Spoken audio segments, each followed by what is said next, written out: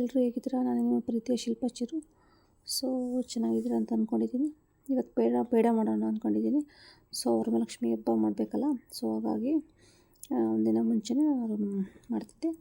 So ಅದಕ್ಕೆ milk powder 1 bowl ಮತ್ತು ಹಾಲು 1 ಬೌಲು ಮತ್ತು ಸಕ್ಕರೆ. ಹಾಲು ಜಾಸ್ತಿ ತೊಗೊಂಡಿಲ್ಲ, ಒಂದು 3/4 ಬೌಲ್ ತೊಗೊಂಡಿದ್ದೀನಿ ಅಷ್ಟೇ.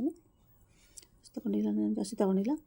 ಒಂದು ಪ್ಯಾನಲ್ಲಿ 1 ಸ್ಪೂನ್ ತುಪ್ಪ ಹಾಕ್ಬಿಟ್ಟು ಅದಕ್ಕೆ ಮಿಲ್ಕ್ ಪೌಡರ್ನ ಸ್ವಲ್ಪ ಫ್ರೈ ಮಾಡ್ಕೋಬೇಕು. ಸೊ ಆದಷ್ಟು ಕೇರ್ಫುಲ್ಲಾಗಿ ಮಾಡಿ ಫ್ರೆಂಡ್ಸ್, ಯಾಕೆಂತಂದರೆ ಜಾಸ್ತಿ ಉರಿ ಇಟ್ಕೊಂಡ್ರಿ ಅಂದರೆ ನೀವು ಐ ಫ್ಲೇಮ್ ಜಾಸ್ತಿ ಇಟ್ಕೊಂಡ್ರಿ ಅಂದರೆ ನಿಮಗೆ ಅದು ಸೀದೋಗೋ ಚಾನ್ಸಸ್ ಇರುತ್ತೆ. ಸೊ ಹಾಗಾಗಿ ನೀವು ಲೋ ಫ್ಲೇಮಲ್ಲಿ ಅದನ್ನು ಉರಿಬೇಕು, ನೀವು ಫ್ರೈ ಮಾಡ್ಕೋಬೇಕು ಅದನ್ನು, ಇಲ್ಲಾಂದರೆ ಬೇಗ ಸೀದೋಗುತ್ತೆ ಅದು. ನಾನೊಂದು ಬೌಲ್ ಹಾಕ್ಬಿಟ್ಟು ಆ ಥರ ಹಾಳು ಮಾಡಿಕೊಂಡೆ.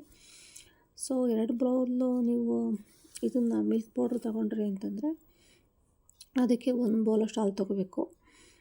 ಇಲ್ಲ ಒಂದೇ ಬೌಲ್ ತೊಗೊಳ್ತೀವಿ ನಾವು ಮಿಲ್ಕ್ ಪೌಡ್ರ್ ಟ್ರೈ ಮಾಡೋದಕ್ಕೋಸ್ಕರ ಅಂತ ನಿಮಗೆ ಅನಿಸಿದರೆ, ಸೊ ಅದಕ್ಕೆ 1/4 ಬೌಲಷ್ಟು ಹಾಲು ತೊಗೊಂಡ್ರೆ ಸಾಕು. ನಾನು ಅದಕ್ಕೆ 1.5 ಬೌಲಷ್ಟು ನಾನು ಮಿಲ್ಕ್ ಪೌಡ್ರ್ ತೊಗೊಂಡಿದ್ದೆ, 1/4 ಬೌಲಷ್ಟು ನಾನು ಮಿಲ್ಕ್ ತೊಗೊಂಡಿದ್ದೆ.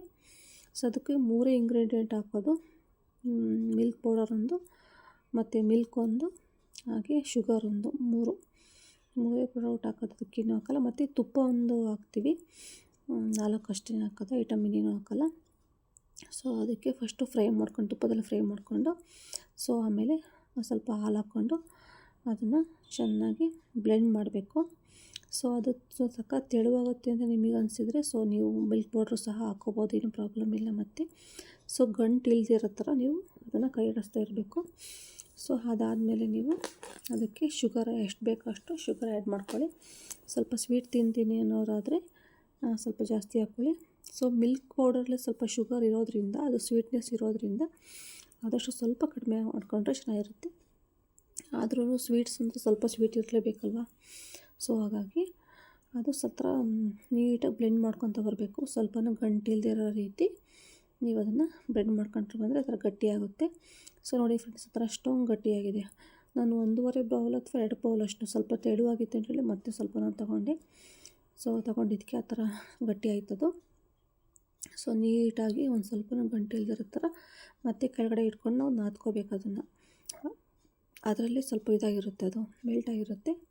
ಸೊ ಅದನ್ನು ಸ್ಟವ್ನ ಆಫ್ ಮಾಡಿಬಿಟ್ಟು ಸ್ವಲ್ಪ ಹೊತ್ತು ಒಂದು 5 ನಿಮಿಷ ಬಿಟ್ಟರೆ ನಾವು, ಸೊ ಒಂದು 10 ನಿಮಿಷ ಬಿಟ್ಟರೆ ಸಾಕು, ಅದು ಗಟ್ಟಿಯಾಗಿರುತ್ತೆ, ಅದು ಗಟ್ಟಿಯಾಗಿರುತ್ತೆ. ಸೊ ಅದನ್ನ ತೆಗೆದ್ಬಿಟ್ಟು ಆ ಥರ ನೀಟಾಗಿ ನೀವು ಚಪಾತಿಗೆ ಕಲಿಸ್ಕೊತಿರಲ್ಲ ಹಿಟ್ಟು, ಆ ಥರನೇ ಅದನ್ನು ಕಲಿಸ್ಕೊಂಡ್ಮೇಲೆ ನೀಟಾಗಿ ಎಲ್ಲ ಬ್ಲೆಂಡ್ ಆದಮೇಲೆ ಅದನ್ನು ನೀಟಾಗಿ ರೋಲ್ ಮಾಡಿಬಿಟ್ಟು ಇಡಬೇಕು. ನಿಮಗೆ ಅದನ್ನು ಅದ್ರ ಮೇಲೆ ಡ್ರೈ ಫ್ರೂಟ್ಸ್ ನಿಮ್ಗೆ ಯಾವ್ದು ಬೇಕು ಅದನ್ನು ಕಟ್ ಮಾಡಿಬಿಟ್ಟು ಹಾಕೋಬೋದು. ನಾನು ಅದಕ್ಕೆ ಗೋಡಂಬಿ ಮತ್ತು ಬಾದಾಮಿನ ಸ್ವಲ್ಪ ಕಟ್ ಮಾಡಿಬಿಟ್ಟು ಸೊ ಡೆಕೋರೇಷನ್ಗೋಸ್ಕರ ಹಾಕಿದ್ದೀನಿ ಅಷ್ಟೇ, ಮತ್ತೇನೂ ಹಾಕಿಲ್ಲ ನಾನು. ಸೊ ಸ್ವೀಟ್ ಮಾತ್ರ ಅದು ಸಖತ್ತಾಗಿ ಬಂದಿದೆ ಫ್ರೆಂಡ್ಸ್, ತಿಂದರೆ ಮಾತ್ರ ತುಂಬ ಚೆನ್ನಾಗಿ ಬಾಯಲ್ಲಿಟ್ಟರೆ ಕರಗುತ್ತೆ, ಅಷ್ಟು ಚೆನ್ನಾಗಿ ಬಂದಿದೆ. ನಾನು ಮೇ ಬಿ ಒಂದು ತುಪ್ಪದ ಚಮಚದಲ್ಲಿ ಒಂದು 5 ಸ್ಪೂನಷ್ಟು ನಾನು ತುಪ್ಪ ಯೂಸ್ ಮಾಡಿದ್ದೆ. ಸಖತ್ತಾಗಿ ಬಂದಿದೆ ಫ್ರೆಂಡ್ಸ್. ವರಮಹಾಲಕ್ಷ್ಮಿಗೆ ಅಂತ ಮಾಡಿದ್ದೆ, ನಾನು ಅವಾಗ ಟೇಸ್ಟ್ ಮಾಡಿರಲಿಲ್ಲ. ಹಬ್ಬ ಎಲ್ಲ ಮುಗಿದ್ಮೇಲೆ ನಾನು ಟೇಸ್ಟ್ ಮಾಡಿ ನೋಡಿದ್ದನ್ನು ಸಖತ್ತಾಗಿ ಬಂದಿದೆ ಮಾತ್ರ. ಸೊ ನನ್ನ ರೆಸಿಪಿ ಇಷ್ಟ ಆಯಿತು ಅಂದರೆ ಪ್ಲೀಸ್ ಸಬ್ಸ್ಕ್ರೈಬ್ ಮಾಡಿ ಅಂತ ಕೇಳ್ಕೊತೀನಿ. ಪ್ಲೀಸ್ ಸಪೋರ್ಟ್ ಮಾಡಿ, ಹಾಗೆ ಹೋಗ್ಬೇಡಿ ಲೈಕ್ ಮಾಡಿ ಅಂತ ಕೇಳ್ಕೊತೀನಿ. ಮತ್ತು ಈ ಥರ ರೆಸಿಪಿಯೊಂದಿಗೆ ನಾನು ನಿಮ್ಮ ಜೊತೆ ಬರ್ತಾ ಇರ್ತೀನಿ. ನನ್ನ ಎಲ್ಲ ವೀಡಿಯೋಸು ನೋಡಿ ಅಂತ ಕೇಳ್ಕೊತೀನಿ. ಹಾಗೂ ನಿಮ್ಮ ಫ್ರೆಂಡ್ಸ್ಗೆ ಕಳಿಸಿ ಶೇರ್ ಮಾಡಿ. ನನ್ನ ಯೂಟ್ಯೂಬ್ ಚಾನಲ್ ಶಿಲ್ಪಚಿರು ಅಂತೇಳಿ. ಸೊ ಪ್ಲೀಸ್ ಸಪೋರ್ಟ್ ಮಾಡಿ ಅಂತ ಕೇಳ್ಕೊತೀನಿ. ಮತ್ತು ನೆಕ್ಸ್ಟ್ ವೀಡಿಯೋದಲ್ಲಿ ಸಿಗ್ತೀನಿ friends. Bye take care, love you all.